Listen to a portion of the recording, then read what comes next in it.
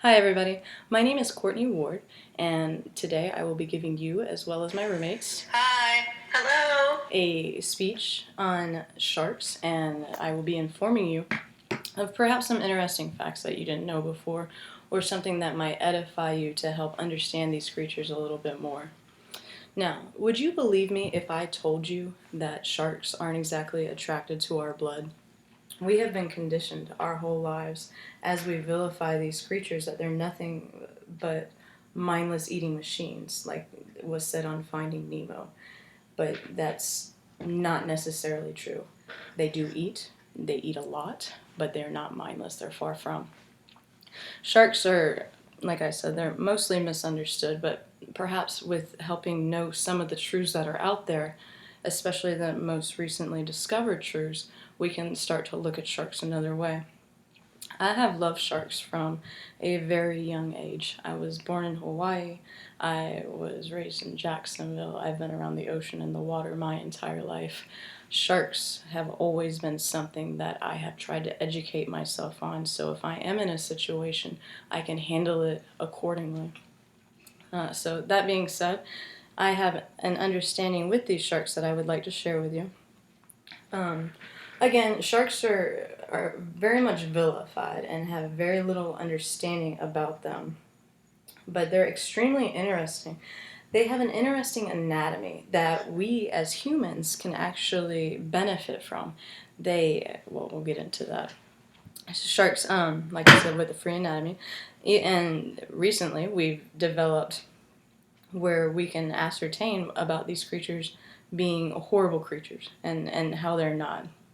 But with, I believe, with some facts and some myths that were blown out of the water, perhaps we can again find a way to coexist in their habitat at a better rate, with trying to avoid all and any kind of combative and any kind of attacks. So let us begin with the shark itself.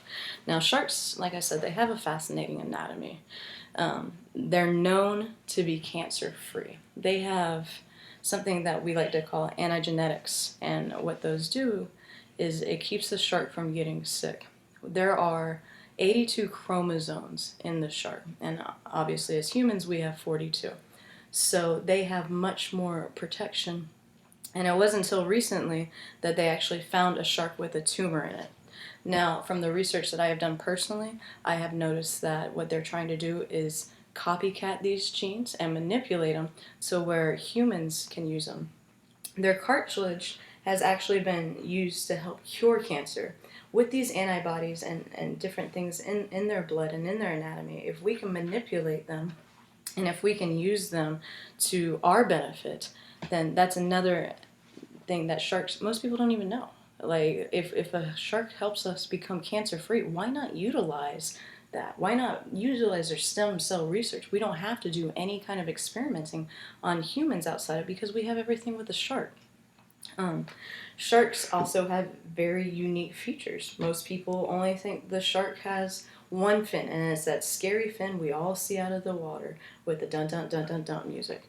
So that's not true. Most sharks have between 5 and 6 fins, and most people don't know that sharks are actually electric. They pick up on electricity. Humans are electric. I don't know if most people know that, but I didn't know that until I had taken some science classes, how electric we actually are. And sharks are very sensitive to electricity. So when they're doing experiments, they're able to use things in the water that project electric currents. That way the animals, they can do tests with the animals, so where the human's not going to get hurt, the shark's not going to get hurt. They're able to come up with some kind of barriers based on the anatomy.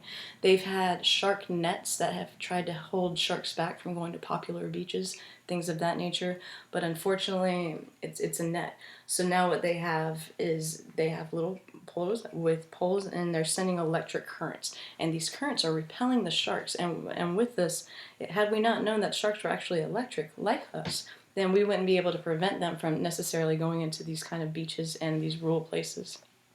um, let's see.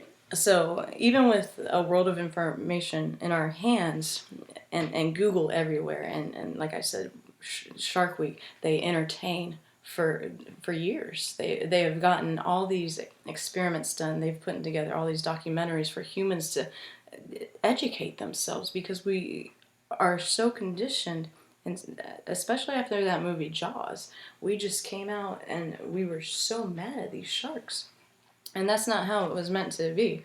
So I hate how these animals still have a horrible reputation, like I said earlier with the Nemo, with the Nemo analogy. They had a reputation of being mindless eating machines, and they're not. Humans are not food for sharks, and I think everyone needs to know that. Most of the time, what you'll see in a shark bite, you'll see a little piece, and what they do is they sit there and they taste test you, and they only really the tiger shark and probably the bull shark are the most combative sharks. But most sharks, like the great white, what they're doing, they're not trying to kill you, they're taste testing you, and they don't like the way we taste. Just like with the blood earlier, they did several experiments on the Discovery Zone, especially this year, about how these sharks are not attracted to our blood per se. It's the fish blood. They come to human blood, but that's not what drives them wild. That's not what gets their gears. They don't like us as far as eating. They probably don't like us in general, but for sure for food. A lot of people think sharks are better dead than alive, but that's not true. Sharks play such a very important and specific role in our environment, in the way that our oceans ecosystems work. I mean, sharks also bring money to the economy. I'm sure most people don't even think about that. Tourism. If you can go down in those shark cages, if you can go throw some chum on and fish them in. There's several things that bring in money for sharks that people don't even think of as why sharks could be important. And if we can get over these myths, we can probably have more of an appreciation of the facts of sharks and how interesting they actually are. Sharks bring everyone together, and I mean that in a way that when Discovery Channel comes on, we sit there and we are so excited. I have never seen so many people interested in one documentary outside of a shark. I've never seen people have parties for a penguin documentary, but sharks all the time, including myself, with chicken nuggets and soda. So, like I said, sharks, another fact about sharks is they're not even at the top of the food chain.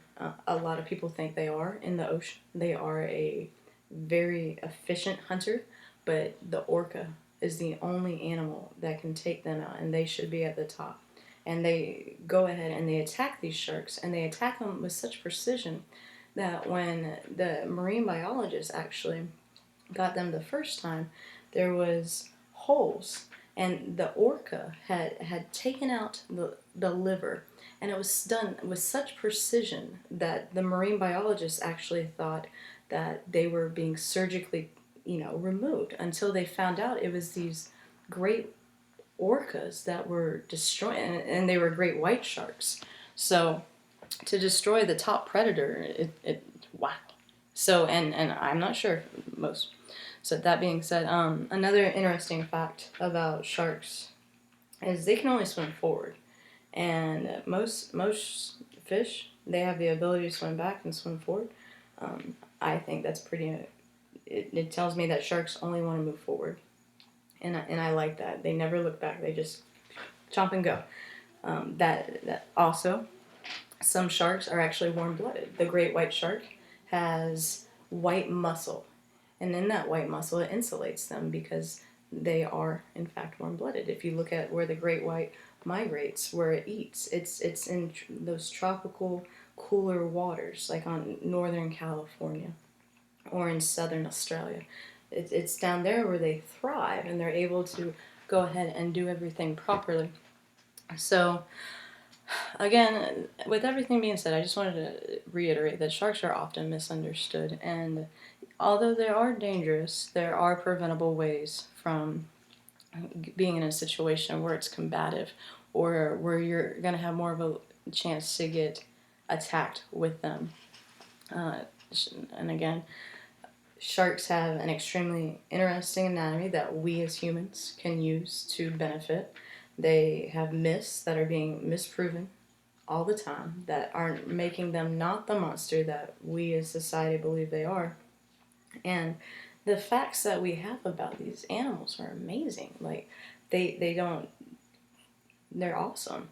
So perhaps one day we're going to be able to coexist with these creatures where we can swim and not have to necessarily worry about what is going on in the ocean or 10 feet away from you. Because whether you realize it or not, sharks are always there. And if you're in that water, more than likely there's one within 100 yards of you. So just keep that in mind, that you are in their territory, that you need to be respectful of their environment, and that if you are going to learn from the shark, to learn it from. So thank you for watching this with me. Have a great rest of the night.